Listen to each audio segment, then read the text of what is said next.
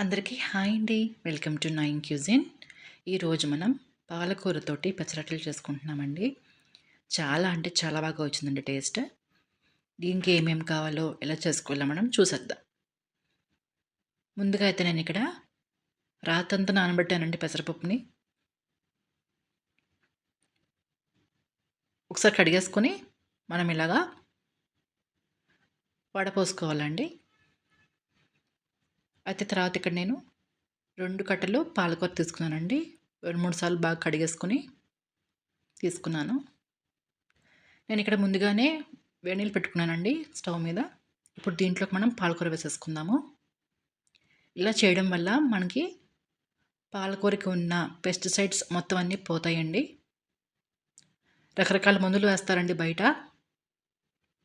ఇలా చేసుకుని తినడం వల్ల మనకి పొట్టలో ఇరిటేషన్ ఉండదండి. ఇలా ఒక 10 నిమిషాలు మీరు నానబెట్టుకోవాలి పాలకూరని. తర్వాత ఇప్పుడు మొన్న మిక్సీ జార్లో నానబెట్టుకున్న పెసరపప్పు, ఒక 10 నిమిషాలు మనం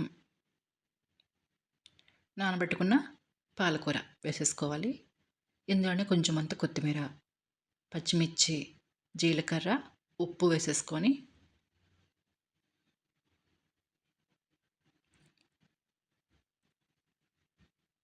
మన దోసల పిండిగా మనం స్మూత్గా గ్రైండ్ చేసుకోవాలండి. కొంచెం చిక్కగా ఉంది చూడండి. నేను కొద్దిగా అంత నీళ్లు పోసుకుంటున్నాను. అలాగే ఒక పావు కప్పు నేను ఇక్కడ బియ్యం పిండి వేసుకుంటున్నానండి. అలాగే కొంచెం అంతా పెసరపప్పు. మనం దోస తింటున్నప్పుడు అక్కడక్కడ తగిలితే పెసరపప్పు బాగుంటుంది కదండి. ఇలాగ మనం ఉండలు లేకుండా కలిపేసుకుని వేడి వేడి దోస తవ మీద వేసేసుకొని స్ప్రెడ్ చేసుకోవాలి. నేను ఇక్కడ ఆయిల్ వేసానండి. మీకు కావాలనుకుంటే నెయ్యి కూడా వేసుకొని కాల్చుకోవచ్చు. చాలా బాగుంటాయండి నెయ్యితో కాల్చుకుంటే. ఇలా ప్లెయిన్గా కూడా తినేయచ్చండి.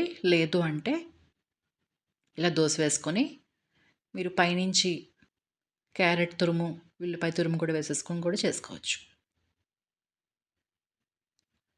పాలకూర అసలు తినరు అన్న వాళ్ళకి మీరు ఇలా చేసి పెడితే ఇష్టంగా తినేస్తారండి. వాళ్ళకి తెలియకుండానే ఆకుకూర అనేది వెళ్ళిపోతుంది.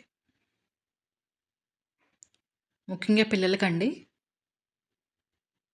వాళ్ళకి ఇలా చేసి పెట్టండి ఇష్టంగా తింటారు. అంతేనండి, మన వేడి వేడి పాలకూర పెసరట్టు రెడీ అయిపోయింది. మీకు ఇష్టమైన చట్నీతో సర్వ్ చేసుకోవచ్చు. మీకు నచ్చుతుందని అనుకుంటున్నానండి. మీ ఫ్రెండ్స్కి, ఫ్యామిలీ మెంబర్స్కి షేర్ చేయండి. నా ఛానల్కి సబ్స్క్రైబ్ చేసుకోండి. థ్యాంక్స్ ఫర్ వాచింగ్ అండి.